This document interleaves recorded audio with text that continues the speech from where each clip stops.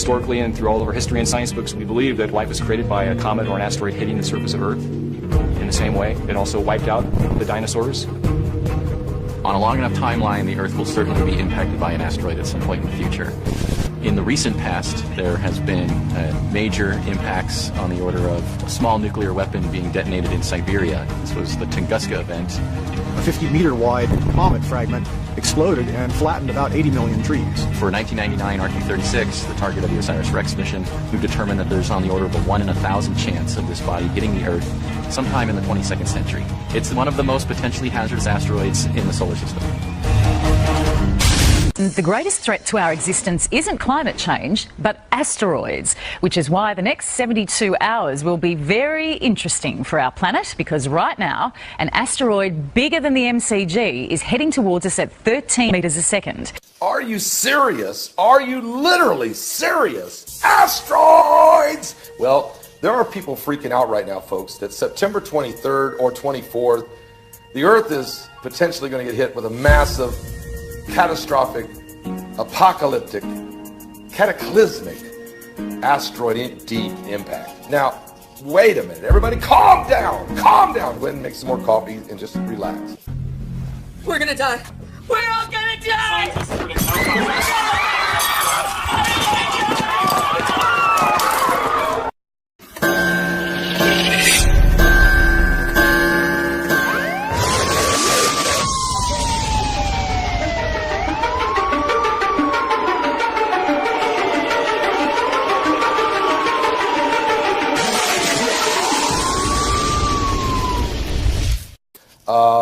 Why we're hearing this. There was a guy who put out a video a few days ago, the fact that he had a college buddy of his who now works for the Foreign Ministry office in Kuwait, who is saying that there is significant concerns of asteroid impact. Now, I know this.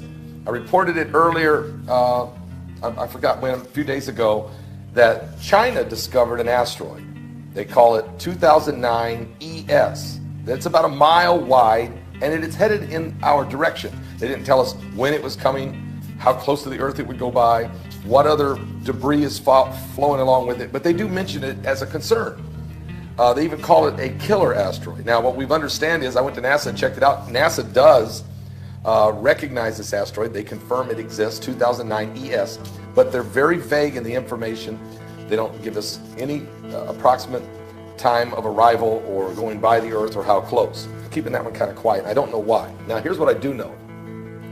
We have a, according to NASA, the JPL, Jet Propulsion Laboratory, is seeking a robotic spacecraft development for asteroid redirection mission. Get this. NASA's Jet Propulsion Laboratory in Pasadena, California, has issued a request for a proposal seeking a design, development, and build of the robotic spacecraft that will capture a multi-ton asteroid boulder from deep space during the first segment of an agency's asteroid redirection mission. The RFP is open to the 4 industry partners that previously completed their conceptual designs of the spacecraft. ARM is a 2-part mission that will integrate robotic and crewed spacecraft operations, improving the ground of deep space to demonstrate key capabilities needed for the NASA's journey to Mars. So the robotics segment of the mission completed its key decision point B review in August, which served as an authority of the JPL to proceed with its next procurement phase. There are 4 vendors that are trying to come up with this spacecraft. They want this robotic segment, or ARM, to be able to demonstrate some advanced high power, high throughput solar electric propulsion. Now, NASA is admitting, matter of fact, in the year 2021, they want to launch this space probe.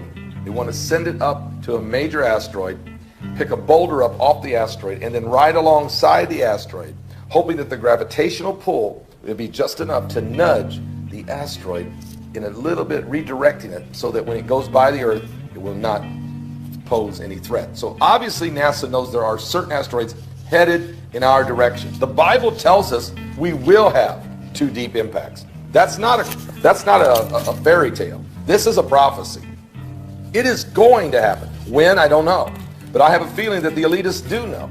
And matter of fact, they're building underground cities for the elitists to survive a catastrophic event. Even Jesus said there'll be signs in the sun and in the moon and in the stars, and distress of nations, with perplexity of the sea and the waves roaring, and men's hearts failing for fear, for looking after those things coming upon the earth. For the powers of heaven shall be shaken. Then shall they see the Son of Man coming in a cloud with power and great glory. When these things begin to come to pass, he said, look up, lift up your head, for your redemption is drawing nigh. Well, in Revelation 8, I'm going to come back to you here. There's an Armageddon office, that, and I reported on this a long time ago. Back in January of this year, NASA Armageddon office aims to protect the Earth from the doomsday asteroids. The White House has sanctioned this Armageddon office. Its job is to check, to scour space, to go where no man has gone before, and to find the doomsday asteroids threatening the Earth. And you can know this, we will get hit. We will get hit twice. In Revelation 8, verse 8, it says, the second angel sounded, and as it were a great mountain burning with fire was cast into the sea, and a third part of the sea became blood. And a third part of the creatures which were in the sea and had life died. And the third part of the ships were destroyed. And a third angel sounded. There fell a great star from heaven, burning as it were a lamp. And it fell upon the third part of the rivers, and upon the fountains of waters. And the name of the star is called Wormwood. And the third part of the waters became wormwood.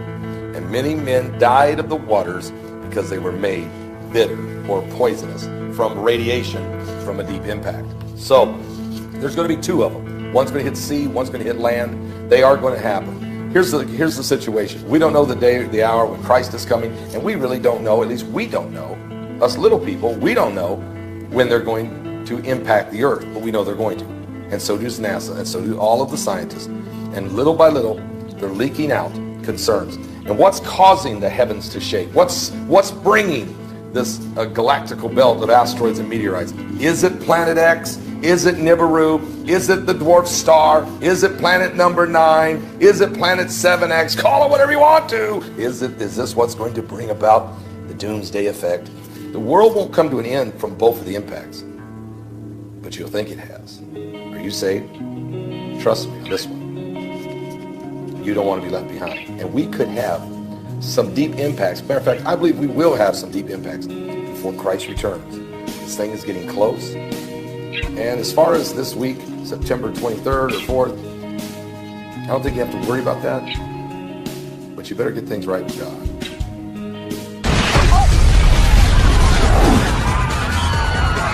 Hold that thought, Hazel! It seems as if an asteroid or some kind of meteorite has just hit ground right outside the Mark Twain chili cook-off. This should certainly spice things up a bit. Is it coming? Doomsday? Well, yes, but not now. Okay, everybody calm down. September 23rd is here. And just like last year, there was a lot of panic and a lot of concern about a deep impact happening. There's been prophecies and different things. Here's what I want to tell you. We will get hit at least with 2 huge asteroids in 2 deep impacts, according to Revelation chapter 8. But we're going to get hit with probably several asteroids and meteorites of different shapes and sizes that are going to cause some apocalyptic concerns without question. Matter of fact, this is why the global elitists are building underground cities. They are trying to prepare themselves for the coming apocalypse.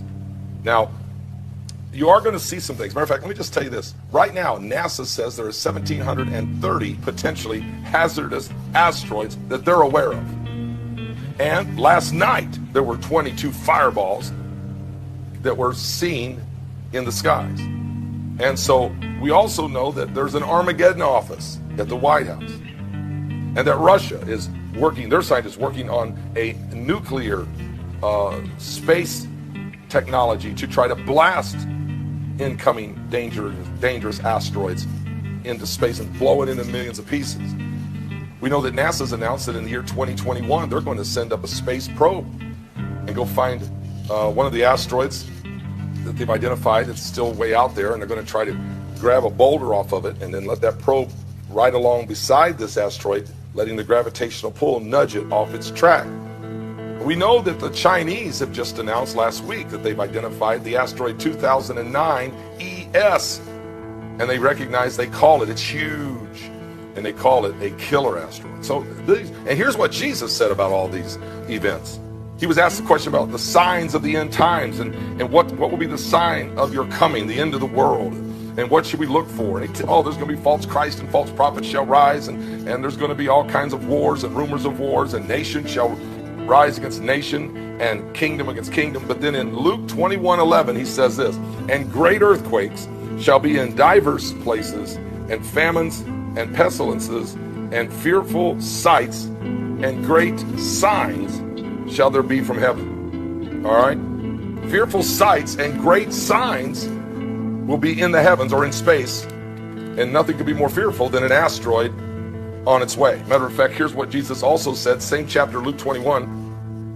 He tells us in verses 25, he says, and there shall be signs in the sun and in the moon and in the stars, and upon the earth distress of nations, with perplexity, the sea, the waves, roaring, men's hearts failing them for fear, for looking after those things which are coming on the earth. For the powers of heaven shall be shaken.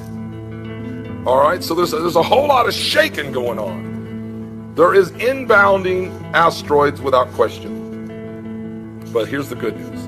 And then shall they see the Son of Man coming in a cloud with power and great glory. All right, so the more asteroids that are incoming, the more meteorites that are seen, the more fireballs that are in the sky, even when the deep impacts start happening, look up. The next verse, and when these things begin to come to pass, then look up, lift up your heads, for your redemption draweth nigh. So look, you have nothing to fear if you're right with God, okay? But as far as today's September 23rd asteroid, it's nowhere on anybody's charts for an impact today of a biblical proportion, unless they know and they're not telling us. And I already suspect that they do know of asteroids and when they're going to hit. And that's why they're working feverishly. China, United States, and Russia working feverishly to figure out how to deal with what they can't deal with. Release the meteor! Release the meteor!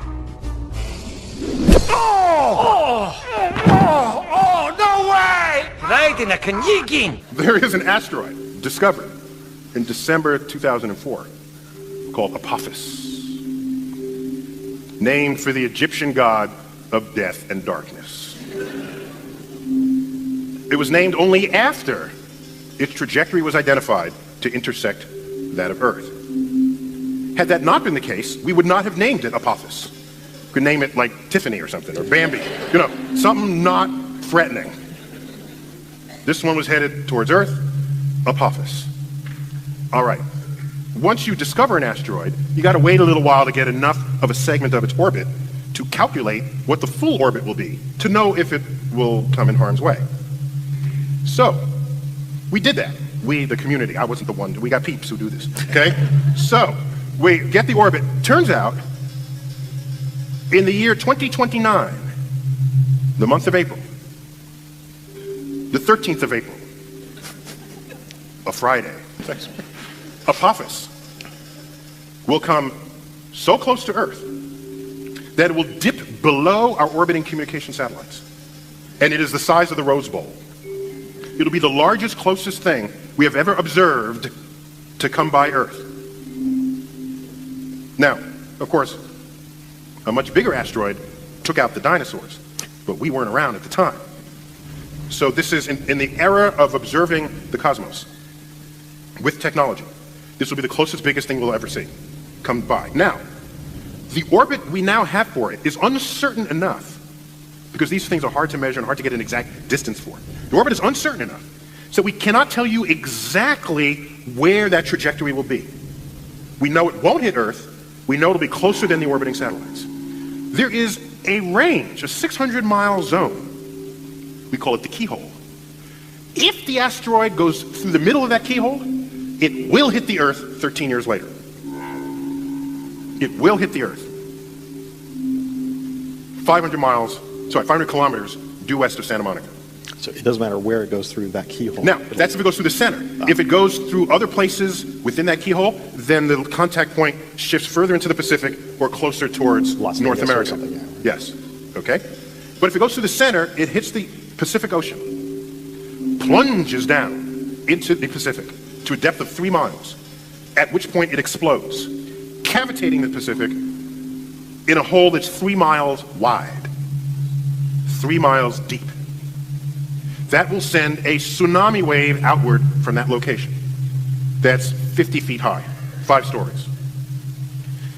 Oceans don't like having holes in them. So, this 3 mile high wall does what? You say that so timidly, sir. Collapses. It's a 3 mile high wall of water. Thank you. Falls back into the hole, sloshing against itself with such ferocity that it rises high into the atmosphere and falls back down to the ocean, cavitating the ocean again. So now you make a cavity a second time. This cycle takes about 50 seconds. You can calculate it, okay? So here comes the first tsunami, and 50 seconds later comes another tsunami. So there you are on the beaches of Malibu. Tsunami comes in. Now, unlike the tsunami in Indonesia, which was one wave that went deep into the shore, this first wave needs a supply of water to exist, so that the next wave actually sucks back on it to create itself. So, this tsunami will only go in about a quarter of a mile. So it only goes in a quarter mile before it gets sucked back out for the next wave to come. Here's the problem.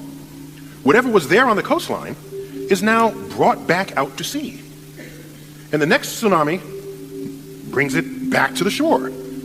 All the $1 million homes in Malibu, they get taken out to the sea and then back. But this time they're in a slightly different shape, okay?